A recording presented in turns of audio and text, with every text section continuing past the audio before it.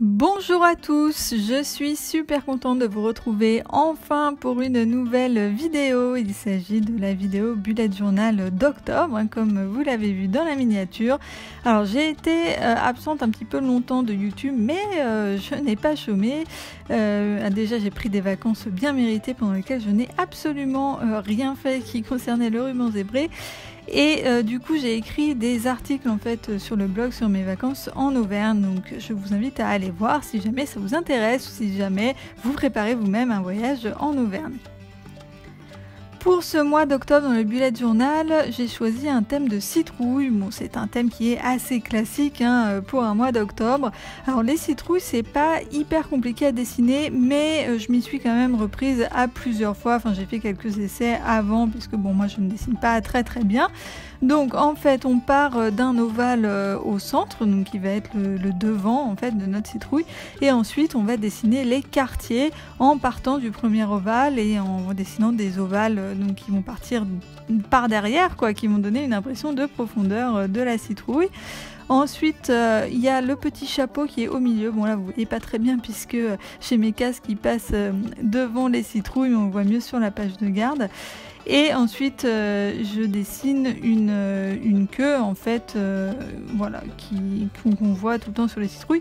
Et j'ai fait aussi est-ce que vous me voyez faire des espèces de petits fils avec des feuilles. On voit aussi ça assez souvent sur les citrouilles entières. Des espèces de petits fils comme ça avec des petites feuilles qui partent du cœur de la citrouille. Pour la vue mensuelle, donc vous avez vu que j'ai gardé les cases flottantes, donc ça n'a pas changé. Et pour la vue hebdo, bah pareil, j'ai gardé mes cases comme ça, mes rectangles en hauteur. Je trouve que c'est vraiment ce qu'il y a de plus pratique, c'est ce qui me correspond le mieux.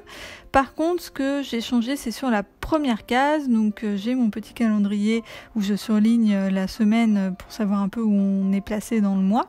Mais d'habitude, je fais des notes en dessous, mais en fait les notes, je ne m'en sers pas, ou alors vraiment très peu souvent. Du coup, je me suis dit qu'à la place de faire des notes, j'allais refaire un petit dessin. Donc là, j'ai refait une petite citrouille tout simplement.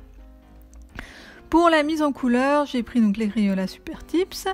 J'ai pris 2 teintes de orange, un marron pour faire les queues et un vert pour faire les feuilles. Et dans les teintes de orange, donc en fait, je voulais prendre une un petit peu plus foncée que l'autre pour faire des espèces d'ombres. Sauf que je me suis trompée. Alors bon, je pense que ça se verra pas trop là en vidéo, mais bon, en plus moi je sais que je me suis trompée, donc je ne vois que ça. En fait, j'ai démarré par la couleur la plus foncée au lieu de démarrer par la couleur la plus claire, ce qui fait que mes ombres sont en fait plus claires. Donc bon, ça n'a pas vraiment de sens. Du coup, pour les autres citrouilles, là j'ai fait plus attention. Donc j'ai colorié en fait la citrouille entière avec le orange le plus clair, et ensuite je suis venue faire comme des ombres avec le orange plus foncé. Et du coup c'est mieux. Alors je trouve que ma première citrouille elle est pas très bien réussie au niveau de la mise en couleur, alors que les autres sont beaucoup plus ce que j'avais l'idée de faire en fait.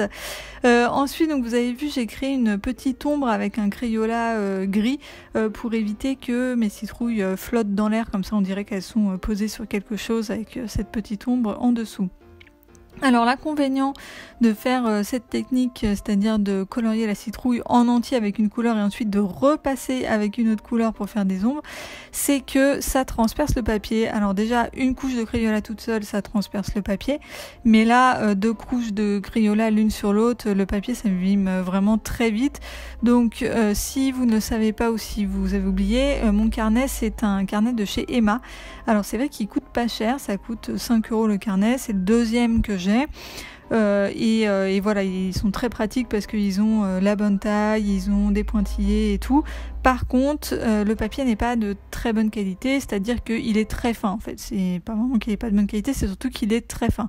Du coup, tout transperce tout de suite. Dès qu'on écrit d'un côté, ça se voit de l'autre. Même mon stylo feutre noir, mon stylo feutre à pointe fine, mais il transperce de l'autre côté, on voit un petit peu en transparence. Et là, en fait, en coloriant 2 couches sur une page, ça se voit vraiment beaucoup de l'autre côté.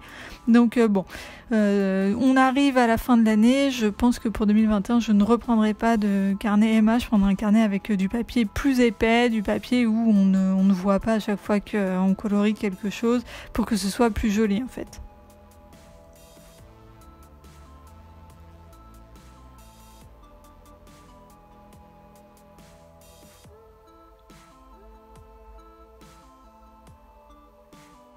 Pour la vue hebdo, bon, ça reste assez simple. Alors les vues hebdo, bon, c'est des pages qu'on n'utilise qu'une seule semaine, donc c'est vrai que je passe pas beaucoup de temps sur ces pages-là.